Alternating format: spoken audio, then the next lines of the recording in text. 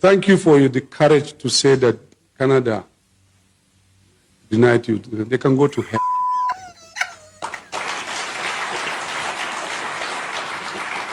Even though it's painful, it's disrespectful, but we are people. We are strong. And I agree with you. We have to fix our country. We have to do it well. Yes. This disrespect is too much. So, yet is another reason why we work hard to make Nigeria work and be respected. Yorùbá ló gbọ́njù. Yorùbá pé ní ọ̀rọ̀, Yorùbá pé láṣà. Yorùbá pé níṣe. I am proud to be a Yoruba woman. Tí ẹ bá wá nígbà àgbà tí bá wá ní 1 million times. Ọmọ Yorùbá ni máa yà. Yorùbá ti sọ̀rọ̀. Yorùbá ti fi kokun òdí àbí bọ́dọ̀ ṣe bá sọ, wọ́n ti fi múlẹ̀. Yorùbáwùyí mo máa ń sọ fún yín. Mo ní ìyà tó ń jẹ tálíkà lọ́wọ́. Mo ló wà ní gym ni. Ó ń gbé weight lọ́wọ́, ó ń ṣe push up. Ó ń ṣe push up. Mo ní tó bá gbérin, tó bá jẹrin, tó yọ bicep, tó yọ tricep, tó bá mú ẹ̀yin olówó náà sọ́wọ́ mo lẹ́jẹ̀ yín àgbẹ̀. Mo ń sọ fún yín àbí mi sọ fún yín. Ojoojúmọ́ ni mo ń sọ fún yín. Ṣùgbọ́n ẹ ríro. Rí lọ́rọ̀. Gbogbo yín wá ń fò bọ́ta fù. Ìsìn ẹfẹ́. No, it is time to fix your country. Now I want to fix on our country. But ọmọ tálíkà ń ṣòkùn. Kí lẹ̀ ń sọ? Ẹni alákọ̀rí ti gbé ṣe ẹ̀dí àbí. Ọmọ olówó wá ń ṣàmódì. Ẹni kó rọ́jú kó bàtà sẹ́nu. Kò sí wàhálà. Tí òde ò bá dùn, bí ìgbẹ́ nílùú máa ń rí. Tí ìlú bá kọ gógó, kò sí ọmọ tálíkà tó máa ròdí ẹmu. Ọmọ olówó gan ò ní lè jáde. A ti sọ fún yín pé ohun tó ń ṣe tálíkà lẹ́nìí. Ẹ̀yin náà máa padà forí kómi. Ẹ máa mọ̀nà lé. Kí ni nǹkan ẹ̀kan tó ń di Nàìjíríà mú? Tí Nàìjíríà fi ń dẹni yẹpẹrẹ káàkiri. Power intoxicating. Agbára burúkú tó máa ń gùn yín. Ó dàbí pé àwọn Canada mi ò bí èmi nìkan ni mò ń wo bẹ́ẹ̀ o. Because àwọn top officers Nigeria, àwọn ni wọ́n mú sọ́wọ́ o. Wọ́n deny wọn ní visa. Canada ẹ̀dú ẹgbẹ́ ṣánlẹ̀ kí ló ṣẹlẹ̀? Odidi CDS wa ní Nigeria. Christopher Musa le deny ní visa. Canada ẹ fọ́n bú o. What effrontery? Kí ló ń gbénu yín náà, kí ló ń gùn yín? Kí ló kí yín láyà? Fídíò pọ̀ ń bí o. Gbogbo wọn bọ́ta ní fẹ́ù. Gbogbo wọn sọ̀rọ̀ ní it's disrespectful. We are on our own. Oh, now ṣe mọ̀ pé we are on our own ni. No, ṣé ìsìnlẹ̀ ṣe mọ̀ pé we are on our own ni. But ọmọ tálíkà ń kówó gúrúmì, owó kamúlé láńtà, owó alájẹmọ́sùn, owó gbá, owó àwo. Tí ọmọ tálíkà tá mú, tá fi lọ ń gba visa tí wọ́n ń deny wa ní visa. Ǹjẹ́ ẹ sọ kan nígbà yẹn? Ní sàn kankan because kò kàn yín. Ó ti wá kàn yín, so ti wá ṣẹ̀wò mọ́ yín lára. Ó ti kàn yín, so ti ń tì yín lulẹ̀. Ẹ wá bọ́ tẹ̀ wá ń sọ̀rọ̀. Ọ̀rọ̀ kí lẹ̀ ń sọ? It's so disrespectful. Fídíò wa bí ti máa play fún yín o. It's so disrespectful. Wípé wọ́n deny Nigeria CDS and all top officers ní visa. Àní wọ́n dẹ̀ ṣe mí lẹ́ni Valentine. Jaiye ni wọ́n parí látàárọ̀. Ẹ pẹ́ tí rí mi látàárọ̀ kí n ju fídíò lé. Jaiye ni wọ́n parí, mo kọ́ lọ sọ́dọ̀ Tinubu náà, mo wá kúrò ńbẹ̀. Mo lọ sọ́dọ̀ Chief of Defence Staff, mo kúrò ńbẹ̀. Mo tún lọ sí Canada, mo lọ bá wọn pé pa wọn Canada embassy ó Nàìjíríà o. Tí máa mú wọn sọ́wọ́. Wọ́n ṣà ń bẹ̀ mí, wọ́n ní Yorùbáwùyí ní sùúrù. Ṣùgbọ́n àwọn ọ̀gá wa ti sọ pé àwọn retaliate o. Ó ti di wọ́wọ́, ó ti dogun. Wọ́n Nàìjíríà náà wò nígbà. Àwọn gbọ́dọ̀ retaliate ni. Kí ni wọ́n fẹ́ ṣe fún Canada báyìí torí Ọlọ́run? Kí lẹ̀yin wò pé wọ́n ṣe deny? Jẹ́ ká kọ́kọ́ ṣe kẹ̀kà tó play video. Kí lẹ wò pé wọ́n torí ẹ̀ deny visa wa àwọn top officers wa? Kí ni fẹ́ lọ ṣe ní Canada gangan? Wọ́n ti sọ̀rọ̀ tó fẹ́ lọ ṣe ẹ máa gbọ́ nínú fídíò yìí. Kí ló dé tí wọ́n lè ṣe ní Nàìjíríà? Àwọn tó sọ̀rọ̀ Nuru Ribadu. Fídíò ẹ̀ wà níbí. Yẹ kí n tún wọ ẹnìkejì tó tún sọ̀rọ̀ kí tó máa play fídíò wọn. Kọ́ yarí ni o. Kódà kí lórúkọ ẹ̀? Interior Minister. Òun ti ẹ̀ threatening ni. Ó threatening gidi. Interior Minister. Ó ní níbo? Ó ní táwọn máa ṣe. Ó dáwọn máa retaliate ni o. Ẹni ìrẹ̀jà kómóde gògègègègègègègè. ẹ jẹ́ bá mi download tap send ẹ ní ṣòfò gbogbo owó là ń ṣe aṣẹ́wó ń kí yín o aṣẹ́wó là wà aṣẹ́wó ń kí yín ẹ bá wà download tap send èké is my hobby ṣé kò máa lọ bẹ́ẹ̀ àwọn politicians rẹ̀ ní kọ́ àwọn ọmọ politicians ń kọ́ àbí kó máa wà extend ẹ̀ débẹ̀ ni tó wọ́n ní ẹ̀wọ̀n tí ọlọ́pàá tí wọ́n deny ní 2 years ago tí mo mú wá fún yín ṣe mọ̀ kó tún gbá àwọn Amẹ́ríkà àwọn Canada ó gbé wọn lọ sí court of appeal pé láéláé wọn ò lè deny òun ní fi ṣe ní asylum àwọn yẹn ní àbò forí gbálẹ̀ wọ́n ní anything military àwọn force yẹn mídíà ń ṣiṣẹ́ o ẹ bá wa tẹ tó ń pọ̀ lórí show ìkẹ́ bá wa ṣí ẹ̀ abọ́jọ́ tó pàfẹ́ regulate mídíà ń ṣiṣẹ́ o mídíà ò ṣiṣẹ́ kẹ̀ à ń ṣiṣẹ́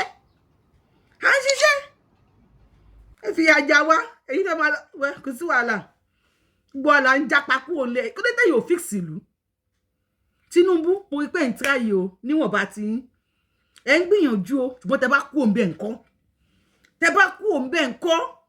tẹ bá ṣìkẹ́ Christopher Musa yìí náà CDS yìí wọ́n láwọn náà ń try lórí ọ̀rọ̀ àwọn kí Nàìjíríà lè bàdá kí Nàìjíríà lè bá àdúró lẹ́yọ̀ kan bẹ́ẹ̀ tẹ bá kú òǹbẹ̀ nǹkan táwọn ará abí tún padà débẹ̀ ẹ wo ẹ bá mi dáná tap send ẹ má yẹ kí n sọ jẹ́ polówó ọjà gbogbo owó là ń ṣẹ́ ẹni tẹ́ bá ti mọ̀ gbogbo pátápátá là ń ṣẹ́ ẹni owó tó bá fẹ́ ṣẹ́ ni sí Nàìjíríà ẹni owó là ń ṣẹ́ sí náírà réètì wa ò dẹ̀ lẹ́gbẹ́ kíákíá ni no third party direct deposit là ń ṣe lákọ̀ọ́kọ́ tó bá kọ́kọ́ fẹ́ jowó ẹ̀ ní ṣe òfò ẹ bá mi wọ́n ti fi promo code Abiola TTS ẹ bá mi lò ó sí ẹ dákun ní àkọ́kọ́ tó bá kọ́kọ́ fẹ́ jowó sílé ẹ wo happy valentine o tá ló máa gbé mi jáde ẹjọ́ tó yọlẹ̀ ṣàánú mi ẹ gbé mi jáde o mo ti ṣe wàhálà púpọ̀ wàhálà yìí náà mo ń bá káàkiri o ṣé yẹ́lò wọ valentine àbí mi náà ṣàtì ẹ̀ múra ẹ jẹ́ kí n play ẹ̀ fún yín. ìdá ẹ̀rìtàlẹ́ẹ̀tì o according to what nǹkan tẹ́ sọ o ìdá ẹ̀rìtàlẹ́ẹ̀tì o ó ti wà nínú àkọsílẹ̀ wípé wọ́n deny CDS Christopher Musa of Nigeria chief defence àti àwọn staffs àwọn top ministers top military officers wa wípé wọ́n deny ní visa ẹ kọ́kọ́ gbọ́rọ̀ lẹ́nu chief defence náà ká tó máa lọ sọ́dọ̀ nú ribadu ó ti ó yarí burúkú ni pé níbo àwọn agbẹ̀san ni a nígbà ẹ̀yin ọmọ Nàìjíríà ó yá o ẹ já lọ o ẹni ìrìnàjà kóbòde gègé ẹni ìrìnàjà kóbòde gbọ̀ngàn. There's an event to honor our veterans, those that were injured during battle. Remember last year the Duke of Sussex visited Nigeria with his wife. Through the Invictus, they have a foundation that they try to raise the morale of troops all over the world that have suffered one form of deformity or the other in the course of defending their individual countries. So we're supposed to be there. And actually, half of my team have already gone, but unfortunately, the Canadian embassy, for knowledge best known to them, denied us visa. So I wasn't sure, and so I wanted to be silent about it. But when we couldn't get the visa, I said, this is blessing in disguise. So I'm really very happy to be here. And I think this is just a clear reminder to us that we're on our own, that we need to stand strong as a nation so that nobody takes us for granted.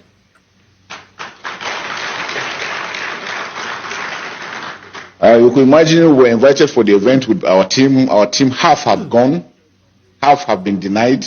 So the competition is ongoing with half players there and half back here. It's really very disappointing. But we thank God for everything. So it is with great honor and a deep sense of responsibility that I stand before you to give the opening remarks as chairman for this historic maiden annual lecture of the Alumni Association of the National Institute for Security Studies. Let me begin by commending the leadership and members of the Alumni Association for organizing this event, which serves as a platform for critical discourse on issues of national and global security. The National Institute for Security Studies has over the years established itself as a citadel of excellence in the training and development of security professionals. His alumni, many of whom are here today, have gone to make significant contributions to the security architecture of Nigeria and beyond. This gathering, therefore, is not only a celebration of the Institute's legacy, but also a testament to the enduring relevance of its mission in an ever-evolving security landscape. Events like this also create valuable opportunities for key stakeholders to exchange ideas and insights that are essential for enhancing our national security and development. The theme for today's lecture, which is mobilizing stakeholders to curb insecurity in Nigeria, a practical approach, is both timely and critical. In a world increasingly defined by complex and asymmetric threats, the need for innovative thinking, collaboration, and proactive strategies has never been more urgent than now. From terrorism and cybercrime to transnational organized crime and climate-induced conflicts, the challenges we face are multifaceted and demand a holistic approach. As security professionals, we must continually adapt to these dynamics, leveraging technology, intelligence, and partnership to stay ahead of our adversaries. This lecture, therefore, provides an opportunity to reflect on these issues, share insights, and chart a path forward for sustainable peace and security. It also highlights the importance of a comprehensive, all-encompassing government, whole of government, and whole of society approach to addressing insecurity, as there is no individual, no organization can do it alone. The challenges we're facing is a Nigerian challenge, and all Nigerians must come on deck to ensure that we tackle this insecurity. I'm therefore optimistic that this forum will delve into actionable strategies for mobilizing and collaboration, stressing the significance for practical collective action and shared responsibility. The Alumni Association of the National Institute for Security Studies has a unique role to play in shaping the future of security in Nigeria. As a network of seasoned professionals, you possess the knowledge, experience, and influence to drive meaningful change. I therefore urge you to use this platform not only to exchange ideas, but also to foster collaboration across agencies and institutions. Together we can build a safer and more secure Nigeria. Let me conclude by challenging all of us to rise to the occasion. The security of our nation is a collective responsibility, and each of us has a role to play. As we deliberate today, let us remember that the solution we seek must be practical, inclusive, and sustainable. Let us also remember the sacrifices of those who have paid the ultimate price in the line of duty, and let their memory inspire us to redouble our efforts. Finally, I would like to appreciate our special guest of honor, National Security Advisor, who has given us a wonderful platform for us to work together in unity. We say thank you, sir. Your commitment and most dedication to this, despite your busy schedule, is always good. Thank you, sir. We say very good. Thank you very well, sir. I also appreciate all heads of agencies, invited guests, for gracing this occasion. Once again, I congratulate our chief host, the Director General of the Department of State Security, Oluwatosin Ajayi MON, and the Alumni Association on this milestone, and commend you for your commitment to excellence. Kí lẹ rí sí tí chief wa sọ? Kí lẹ rí sí tí chief of CDS sọ? Collectively, la máa eradicate insecurity in Nigeria. Any èèyàn kan ò lè dá ṣe, àti group kan ò lè dá ṣe. Mi mọ òyìnbó tẹ lò fún bẹ̀ yẹn pé kò lè dá ṣe. Ìgbà tí Sunday Igboho dìde fún insecurity in Nigeria. Láyé Buhari wọn ní kàn lọ pa. There are many people that can assist and help you guys. But gbogbo wọn bẹ̀rù pé káwọn má padà di Sunday Igboho. Kó má di wípé gbogbo nǹkan táwọn bá fa yé àárọ̀ àwọn ṣe. Nítorí Boko Haram tó pa wọn ń jà fún àwọn èèyàn láti assist ìlú. Everybody ń bẹ̀rù láti má di Sunday Igboho ni. Everybody ṣe fẹ́ ní pẹ́m. Kó ọ̀hún àrí báyìí wọ́n ṣe bẹ́ẹ̀ ni pé àwọn ò rí. Many situations láti rí. Tí Fúlàní máa kẹ́wọn lọ jẹ oko àgbẹ̀. Tó máa ti àgbẹ̀ mọ́lé. Tí wọ́n tún ṣe òfin láyé Buhari pé tí Fúlàní bá pa àgbẹ̀, wọ́n á fún family àgbẹ̀ ní 500,000 naira. Ṣùgbọ́n tí àgbẹ̀ bá pa màálù, àgbẹ̀ á san 2 million naira. Àbí kò sófin láyé Buhari. Ṣé bá ti Tinubu débẹ̀ yìí nísìn tó jẹ́ tó pé òun ti ẹ̀ ń jà rabo, òun jà pitapita, òun jà raburabu. Ṣó stop. Ṣé wọ́n rí this Sunday Igboho?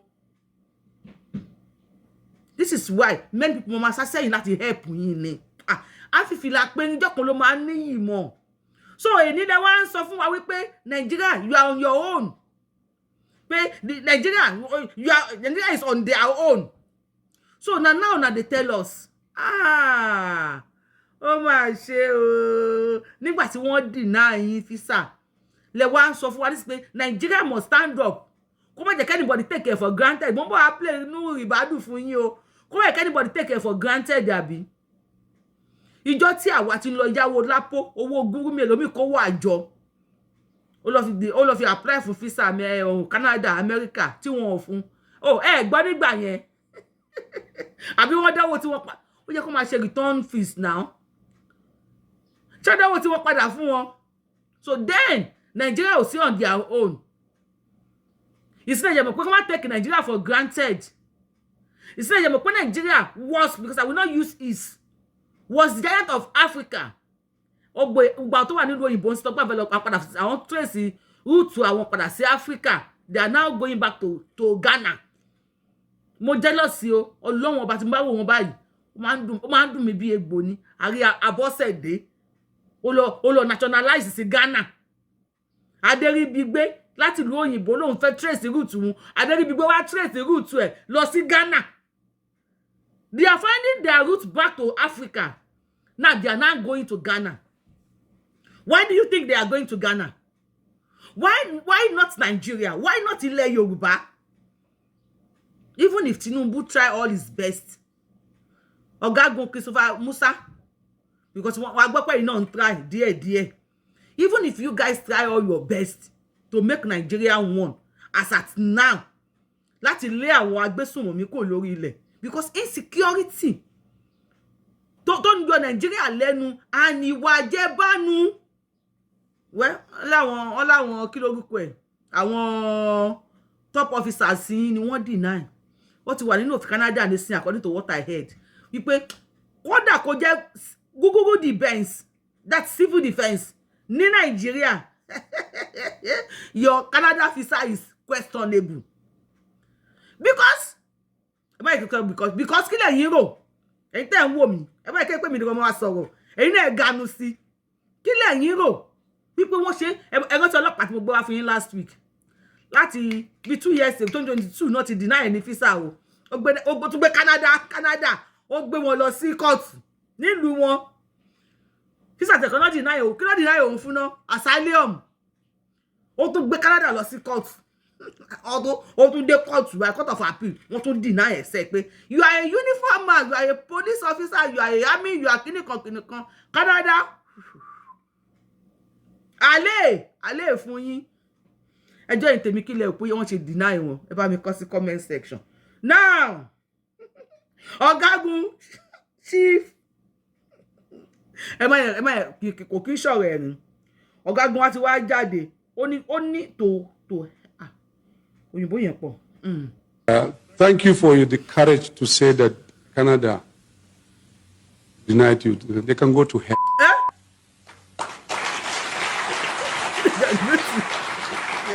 Even though it's painful, it's disrespectful, but we are people. We are strong. And I agree with you.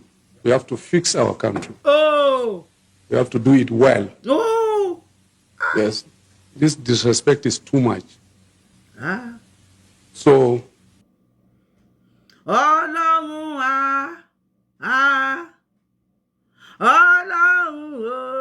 Ọlọ́run àwa tálákà, Ọlọ́run àwa kò lénìyàn.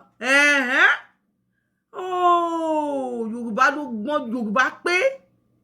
Yorùbá ló pé jù. I am a Yoruba woman. I am proud to be Yoruba. Yorùbá ní tí òjòjò bá ń ṣe ọmọ tálíkà. Wọ́n ní alákọ̀ọ́rí ó gbé ṣe ẹ̀dẹ́. ṣùgbọ́n tó bá padà ṣe ọmọ olówó wọ́n á ní kó rọ́jú kó bu ata sẹ́nu. So this is the time tẹ́ fẹ́ fix Nigeria. Kó yẹ kẹ́ fix Nigeria. Yorùbá á dà fún àwọn bàbá wa gbogbo bí àtàwọn ìyá wa tó ti lọ gbogbo bí tó bá wà á dà fún wọn àti àwọn àgbààgbà tó ń ṣe dáadáa nílẹ̀ Yorùbá nísìn á dà fún gbogbo wọn. Yorùbá ti sọ̀rọ̀ wọ́n ti fìdí òpin wọ́n ti fi múlẹ̀ gbà tí kòkó wọ̀lú tó ń pa ọmọ tálíkà gbogbo yín pariwo pé kòkó ń fọ̀lú mọ́ ni ó wá mú ọmọ ọba ó wá sán lẹ́yìn ẹ wá ní káwọn ọdẹ bọ́ tàkọ́ lọ pa kòkó. Okay, we dey here we dey wait à ń retí na now na no say na go fix Nigeria but táwọn ọmọ tálíkà ti ń jápa táwọn mi go tẹ̀ lówó físà tí wọ́n ń gba ojú omi tí wọ́n kú sí Mediterranean Sea ẹlòmíì kú sí dẹ́sàtì ẹlòmíì òrèlé kòdé lóko ni ẹlòmíì kú oníbà ẹlòmíì ẹlòmọ wà nílùú òyìnbó ọmọ ti kú sí dẹ́sàtì àwọn míì àní ọmọ àwọn ẹlòmíì gan ṣe ògùn lọ́wọ́lọ́wọ́ báyìí pé ọmọ àwọn tó wà nílùú òyìnbó tí ò rántí ilé ẹlòmíì gan ọ̀nà máa dìpọ́tì àwọn èèyàn olórí búùkù ọ̀n bọ́ta ń jọ wò ó ní ẹkún bá àwọn dìpọ́tì ọ̀nkùn tó ti wà ní Amẹ́ríkà kò ṣe nǹkan kan fún un kò mọ sísẹ́yàn tó wà nílùú òyìnbó kò mọ̀ bẹ́ẹ̀ kò tẹ̀ sí di Amẹ́ríkà o bí wọ́n lọ Amẹ́ríkà gùn bẹ́ẹ̀ ṣẹ́ta ló ń sùn kò fẹ́ mọ̀ bàbá ti dé lóyìnbó bá lọ hewo ńlẹ̀lẹ̀ ni now it's now you want to fix Nigeria okay o ẹ máa fix ẹ̀ táwọn ọmọ yín tẹ kó wọlé àwọn ọmọ yín tí wọ́n ń dàlú láàmú tó máa gbà kẹ́ fix ẹ̀ even if Tinubu fix Nigeria now ṣé Tinubu ò ní kú olórí oyè àwọn tó jẹ́ chief of defence staff fún agbésùmọ̀mí ṣé wọn ní káwọn ọmọ tí wọn wọlé wọn ní káwọn ọmọ ogun wọn wọlé ẹni gbogbo àjọ wà yẹn ẹ yẹ ká gbọ́rọ̀. Thank you for the courage to say that Canada denied you. They can go to hell. They play. Even though it's painful, it's disrespectful, disrespectful, but we are people. We are strong. And I agree with you. We have to fix our country. We have to do it well. Oh, shock. Yes. This disrespect is too much. So, yet is another reason why we work hard to make Nigeria work and be respected. On that, I want to, thank all of you. So, with your own permission, I probably will now start my journey back. I was supposed to be out of Abuja, so General Mala, you stand in for me for the rest of the event, while I will take my own. Thank you so much, and God bless you. I think this is just a clear reminder to us that we're on our own, that we need to stand strong as a nation, so that nobody takes us for granted. You could imagine we're invited for the event with our team. Our team half have gone. And he's reading from the front as a general. And you can see all others are following. Thank you very much for the service. Not just to our country, but particularly to the military. They have changed the trajectory. I can assure you, history will be kind to you. Thank you so much. Our host, of course, but also, our big brother has been there for a long, long time, never tired. You are looking so young now, as if I thought, I was this thing, but it looks like you are my younger brother now, sir. And then the great mobilizer, Director General, you said mobilizer is true.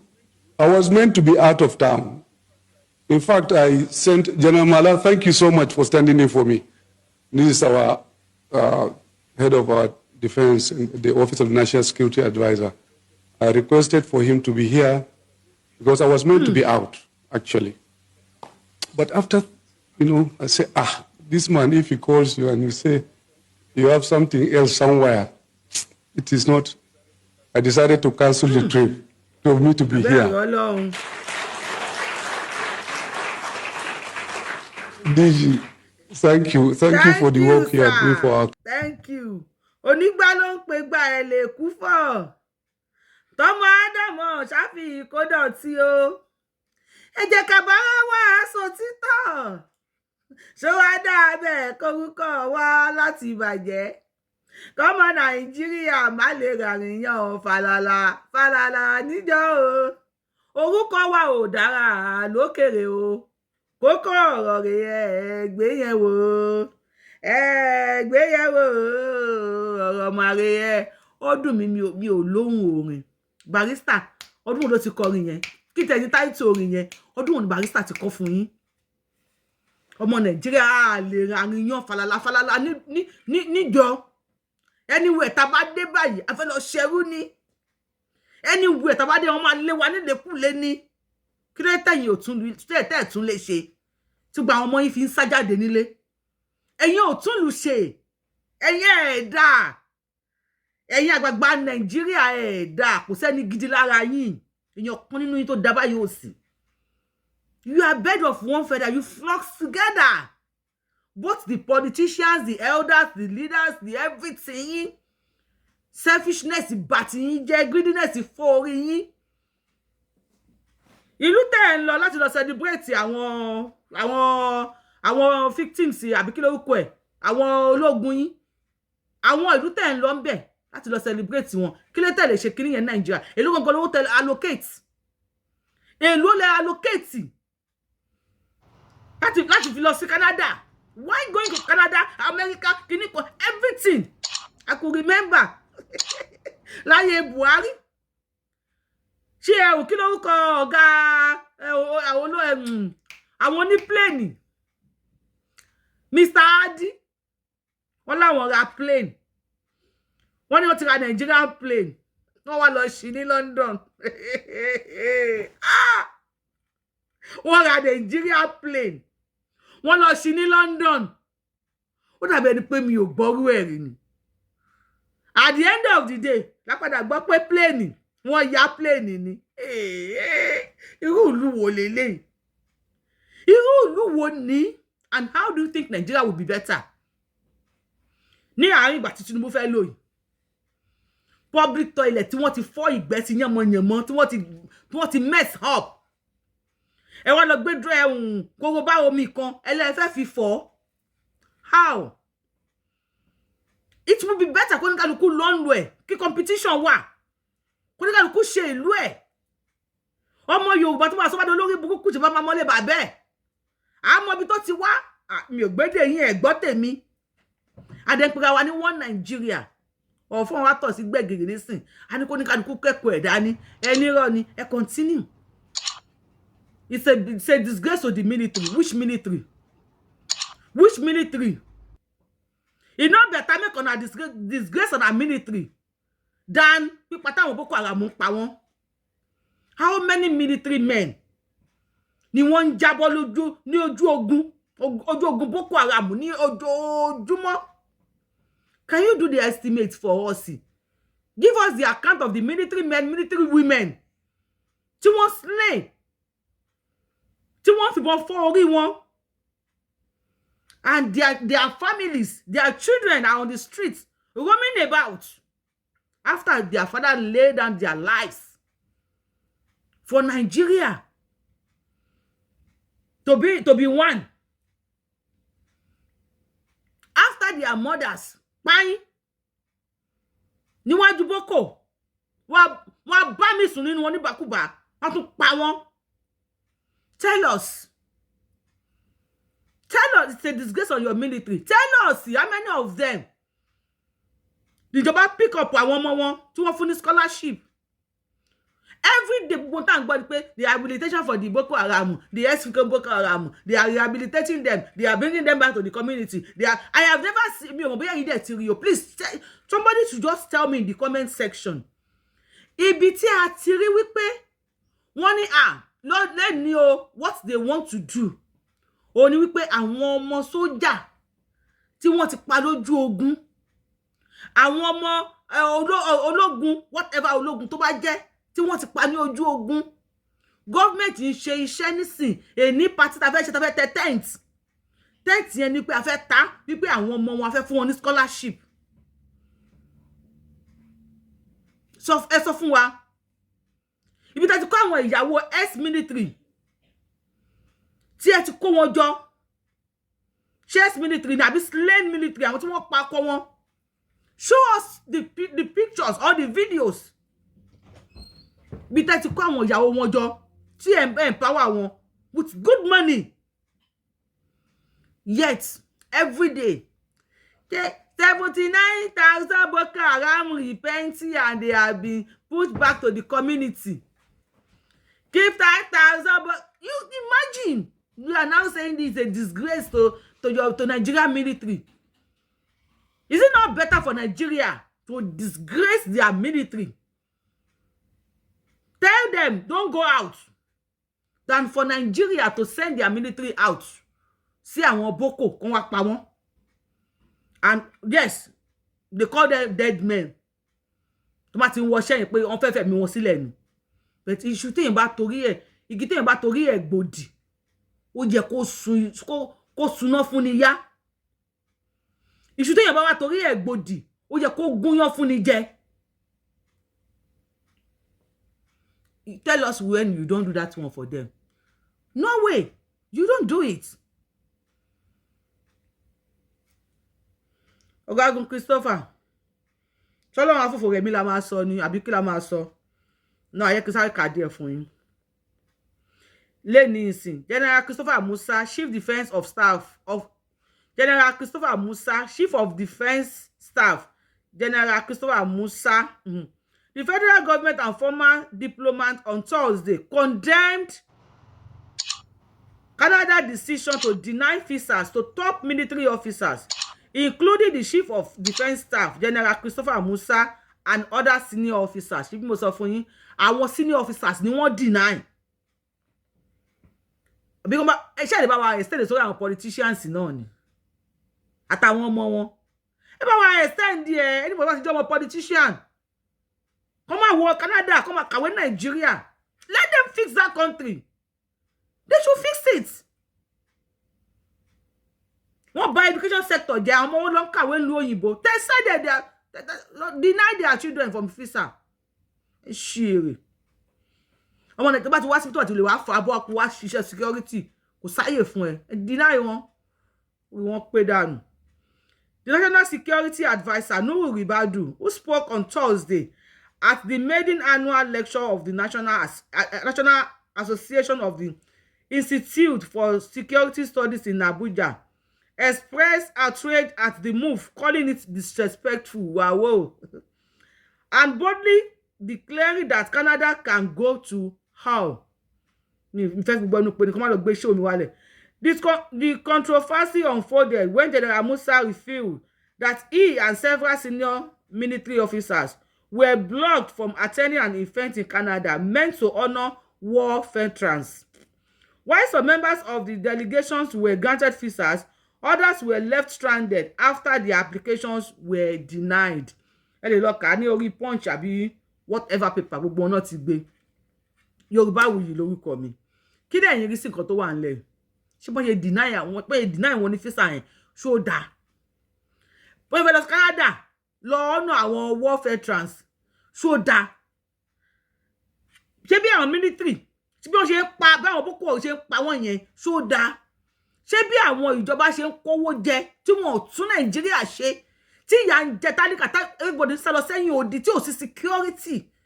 Nǹkan ẹ̀kan tó mú Nàìjíríà dání ó ní pé insecurity ni ò lè jẹ́ kí Nàìjíríà gòkè. And if we are still together, àwọn tí wọ́n rí insecurity tí wọ́n rí agbésùnmọ̀mí gẹ́gẹ́ bí business will continue. If we are still together, they will still continue because that's their business. That's the only weapon they know. Láti make sure wípé àwọn sọ Nigeria di aṣọ ìkísà tí ò ṣe rán. This is what they believe. It is in their belief. This is what they know. This is how they train their people. They tell them if you pa àwọn èèyàn, you will get 72 virgins tó bá ti dọ́run. They brainwash them. They do everything to make sure wípé àwọn people yìí, they continue láti máa pa àwọn èèyàn. Insecurity. I think the media are trying abáyọ̀ tó ní kó regulate media káṣírí má bàa tú o ẹ bá regulate media o tó ní èsè ò bá fi gbá mọ́ èyí tó ti fi sílẹ̀ kò ní pa ẹ ti regulate page tèmi ẹ ti regulate page mi ẹjọ́ tẹ́ bá wo show yìí ẹ má bá mi tẹ thumb up lórí ẹ má bá mi share video mi wọ́n ti regulate page mi tó bá ṣe show nsìn Ọlọ́run ló máa ṣàánú mi Ọlọ́run jẹ́ kí yan 5,000 wò 30,000 20,000 wọ́n gbé ọ̀sẹ̀ sí wọn tó kò yẹ wọ́n ṣe ìwọ̀n kan wọ́n bẹ èèyàn tó bá wò náà Ọlọ́run fàlùbáríkà sí. But we all have to know nǹkan tẹ́yìn people yìí ń ṣe. We all have to let the world know. Either we talk again, either we don't talk. Ito ti wà lórí afẹ́fẹ́ ńkọ́. The way the police officers are molesting people, the way tí àwọn ọba tí wọ́n na àwọn èèyàn tó ń fáwọn èèyàn nígbà tí ẹ gbé àwọn èèyàn sí lórí mídíà láì má sọ fún pé bá ti ṣe show ẹ máa bá wa kọ́mẹ̀ntì ní abẹ́ show wa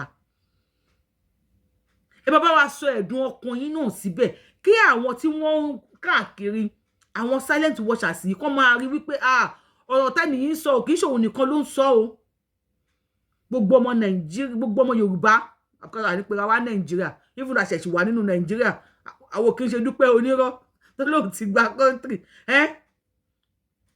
everybody máa mọ̀ how they go ó wá ka yín lára ń ṣe ojú oyin àbí ẹ̀yin náà tún lù yín ṣe tí ọ̀dẹ̀ ò bá dùn bí ìgbẹ́ nílùú máa ń rí tí ìlú bá kan gógó kò sọmọ tálíkà tó máa ròdí ẹmu tọmọ tálíkà ò bá ròdí ẹmu ọmọ olówó náà ò ní lọ mo tún sọ fún yín again lénìí mo ti máa sọ fún yín tẹ́lẹ̀ o mo tún wá tún sọ fún yín láàárọ̀ yìí pé ìyá tó ń jẹ tálíkà lọ́wọ́ ó wà ní jíìmù ni o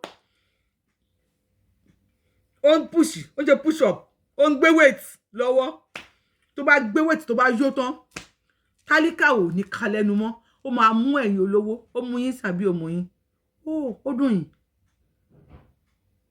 àbí ó dùn yín abẹ́rẹ́ gún rẹ̀ kó tó fi gán mi ẹyẹ ní sọ fún mi pé kò dùn yín ó dùn yín àdẹ̀mọ̀ pé ó dùn yín. See you on my next show. Yorubawuyi lórúkọ tèmi. Yorubawuyi lèmi ń jẹ́. Àfìdípọ̀tẹ̀ mọ́lẹ̀. One of Yoruba land. Olóyè rẹpẹtẹ. If you are coming across this page for the first time, I am the one and only Akalolo of Yoruba land. Adáwọ̀nlẹ̀ Yorùbá mọ́jọmọ́lẹ̀. Olóyè tí ó pè méjì. Abẹni ọmọ òṣèré pààrọ̀ tó máa pààrọ̀ tiwa. Adéwájú federal government. Tó bá sign ọmọ Adéwájú Elédùmarè. Kí ló fẹ́ fi kún? Yorubawuyi lèmi ń jẹ́ o. See you on my next show. I love you. Bye. Opinion in your comment section. Thank you so much. I love you.